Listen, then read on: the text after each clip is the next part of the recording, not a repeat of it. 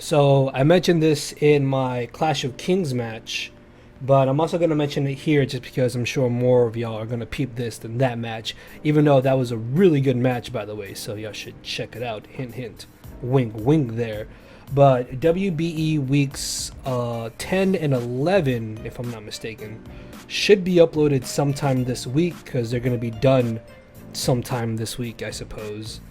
And then week 12 may go up Saturday. I don't really know, but you should be at least getting 2 WBE matches, which those will be live commentated, so don't worry about that. But yeah, just be on the lookout for WBE matches randomly uploaded this week. But yeah, boss of YouTube, have for y'all today week number 3 of BBL, where your Durham Dragons are taking on the Arkansas's Razor Winds, coached by JBWestside. His channel link and stuff will be down in the description, as well as a link to my team builder so you guys can find out what I'm bringing and what I expected my opponent to bring. I also have an announcement about BBL to mention after the battle is done, so stick around for that if you guys are interested. So looking at our team matchup here, I'm really not surprised by what he brought. I was a little bit surprised to not see Salamence, but it kind of makes sense since I do have a Piloswine and something like a Scarf Garchomp potentially. But besides that, these 6 Mons are easily the absolutely most terrifying combination of Mons that he could have brought to this game. So my thought process was to just lead off with my Scarf Chomp and hopefully get up rocks turn 1 and then go from there. Unfortunately for me though, he literally leads the absolute worst Pokemon for my Garchomp, which is Sylveon, and part of me was just really annoyed by this because he could have led with anything else. He had 5 other Pokemon, but no, he leads with the freaking Sylveon, so I can't risk staying in here, so I switch into my Necrozma, which is my main answer to this Sylveon. As I predict him to switch out, he actually stays in like a madman, and he goes for the Yawn, oddly enough, which is actually really annoying because there is no chance that I can let my Necrozma go to sleep, because Necrozma under Trick Room is going to be such a huge asset to me in this game that I'm forced to switch out here. As I bring in my Azumarill, this is where I realized I have bloody thick fat over huge power on my Azumarill. Oh, you guys have no idea how frustrated I was at myself for not checking to see if my Azumarill had huge power. And that's gonna play a factor later in the match here. So I get off a liquidation on Jirachi. In comes the Groudon as I switch into my Alolan Persian. I don't want this thing to just murder me under the sun, so I parting shot into my Aerodactyl, figuring that he would either go for a ground move or a fire move, but he ends up getting up his Stealth Rocks, which means he does not have rocks on Lycanroc, which means it could be set up, and then he does not have rocks on Jirachi, which also means that it could potentially be set up, or I guess Scarf makes some type of sense. Like, Jirachi in this matchup in general was probably one of the few Mons I wasn't expecting to come, but it came, so it is a little bit annoying. But the good thing about the Mons that he brought, he didn't bring Salamence or Braviary, so my Scarf Garchomp can more or less just kind of click Earthquake for free, so that is definitely something I want to try and take advantage of in this match here, as I go for 2 Ice Fangs on the Primal Groudon, on the regular Groudon here. Sorry, I'm still scarred by Primal Groudon from week 1 of the BBL.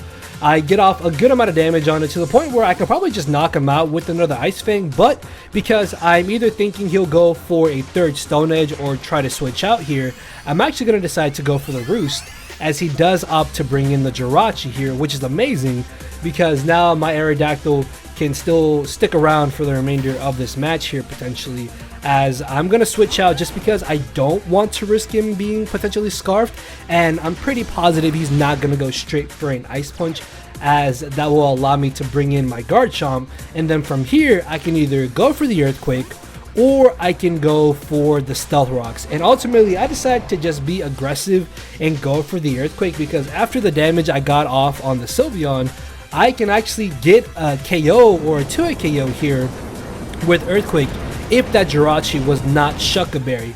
And I checked the damage calc, and the damage that the Iron Head did to my Garchomp after checking the calc told me that that is an Adamant Max Attack Jirachi, which means it could very well be Choice Scarf. So that gave me more merit to just go straight for the Earthquake here, in case maybe he did want to stay in. And I don't know, I guess getting up rocks there might have not been too bad, but then I think I would have had to sack something off to my... I think I would have had to sack something off to the Groudon. Sorry. So in comes the Victory Bell UnderSun. I figure he most likely is going to go for the Solar Beam or potentially the Giga Drain if he doesn't have Solar Beam for some reason. So I can bring in my Necrozma here, and because I do have the Aqua Berry, I can still live a Weather Ball, as it turns out that he is actually Life Orb. So unless he... Well, no, actually, I don't know if it was a damage roll. See, the way that Weather Ball works in the damage calculator is weird. So I don't know if I would have lived this regardless of if he was modest or timid, but the way I put it in, I tried to put Hidden Power Fire, put it at base 80 power with the Sun boost, which I think is how Weather Ball works technically in Sun.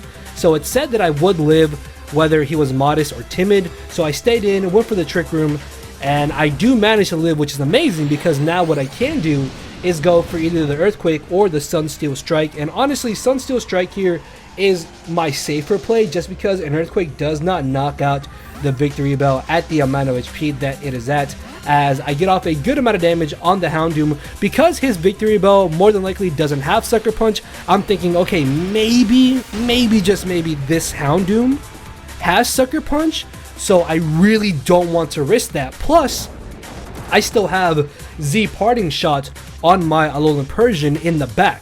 So I switched directly into my Azumarill here, as he actually ends up staying in with his Mega Houndoom, which honestly I wasn't expecting. I thought that maybe he would want to switch out, but I'm guessing that he didn't have much use for it at the amount of HP that it was at. Regardless though, I'm able to knock it out, as in comes the Victory Bell. Because there is still one last turn of Trick Room, I will be able to outspeed this Victory Bell, get the knockoff, and get rid of his Life Orb. Now this is where me not having huge power really sucks, because I could have done double the damage I just did to him with that knockoff, and that is really frustrating just because at this amount of HP, Victory Bell could potentially just wreck through my entire team. My only hope is that my Piloswine is able to live a Solar Beam after Stealth Rocks, which if he's modest, even though I got rid of his Life Orb, he can still knock me out.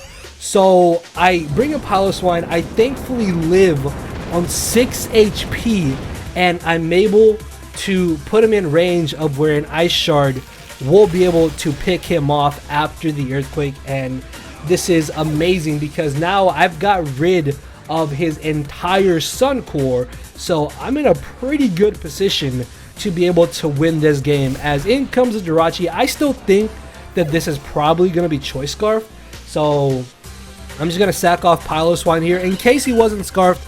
I didn't want him to try and sub on me, maybe going for like an Ice Shard or something. So I Earthquake as he knocks me out. In comes my Alolan Persian. He outspeeds my Alolan Persian, confirming the fact that he is Scarfed, and then he gets the Freeze, which this is actually really terrifying because if I can't Z Parting Shot into my Necrozma, I probably just lose this. Thankfully though, my Alolan Persian is well trained, and after putting in so much work in week 1 and not being able to do anything in week 2, it's gonna come back with a vengeance here in week 3 as I unthaw, go for the Z Parting Shot into my Necrozma. I am brought directly back up to full HP, and this is absolutely amazing because if I can Trick Room one more time with my Necrozma, I should at least be able to get rid of 2 more Mons, because he only has 3. I can get rid of 2, and then the rest of my team can handle whatever last Mon he has left. So I don't want to get frozen again by the Ice Punch, so I throw in my ALOLAN Persian here, hoping I wouldn't get frozen here, which I don't, so I can then go for the knockoff this following turn, but I get frozen again, and this is where things get a little bit scary, because if that Lycanroc gets up a Swords Dance, it could very well just win him the game. Thankfully though, again, ALOLAN Persian coming back with a vengeance here in week 3, unthaws, and I'm able to get a good amount of damage off on the Lycanroc as he knocks me out with the Accelerock the following turn. This gives me a free switch into my Necrozma. There is absolutely nothing that this Lycanroc can do to me that will ever knock me out in one hit. So what I'm going to try and do is just go straight for the Trick Room here. Even if he tries to switch in and out and pivot around, I'm still going to at least either knock out one Mon or two Mons, or get that second Mon low enough to the point where my Scarf Garchomp will be able to guarantee knock it out. As in comes the Arashi on my Trick Room, I'm able to finish him off with the Earthquake. A part of me almost clicked Sunsteel Strike there, thinking that he would bring in the Sylveon, though he didn't, as he does bring it in now, and this should be able to knock him out. But it turns out that he has the Babiri Berry, which is the Steel type weakening berry, which would explain why he stayed in on my Necrozma earlier in the match here, because he is able to tank this Sunsteel Strike. But it's really not that big of an issue. Even if he goes for the Yawn here, what I can try to do is bring in my Mega Aerodactyl, because this is the second to last turn of Trick Room. So I can bring in Mega Arrow here as he either goes for the Hyper Voice or the Wish potentially, but he actually goes for Protect. I can then sack it off. If he goes for the Wish, I knock him out with the Iron Head, but because he knocked me out here, Trick Room may have ended, but this is actually really good for me, because now I can just bring in my Scarf Garchomp, and I basically just click Earthquake. I knock out the Sylveon at this range. Lycanroc, even if he has the Accelerock, will not be able to finish me off, because I do resist rock type moves, and that is going to be the 2-0 victory in my favor. So very good game to JBWestside. The Sylveon was definitely an interesting tech, just because I did not expect it to have the Yawn, which honestly was kind of annoying.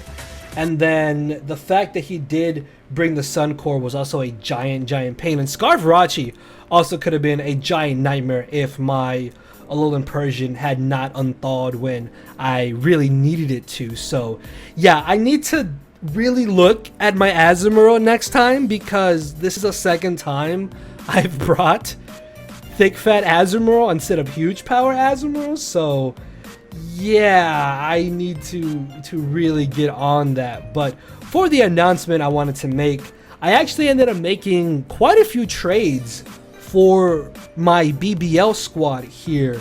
So this is going to be the last time you see some of these Pokemon that I have on your screen. So I'll be uploading a video talking about my trades and stuff probably around maybe Wednesday or Thursday, definitely before week 4 starts, because that's when my trades officially go through. So yeah, just be on the lookout for that to see what our new squad will look for the remainder of the season potentially. So regardless though, if you guys did enjoy, hit that thumbs up button, and down below, your support is greatly appreciated. I will see you all later in the week with our transactions video, and then next week with our week 4 match against Ultra Players. So thank you for watching. Later, everybody. Because my brain and heart are both tied in the knot, and this hinders me from crying a lot. This causing me to show no emotion. But when I said I cared, I wasn't joking. But I guess it's too late for me to become broken. For now, I'm living with no more pain, tears, or hoping. I'm just coasting.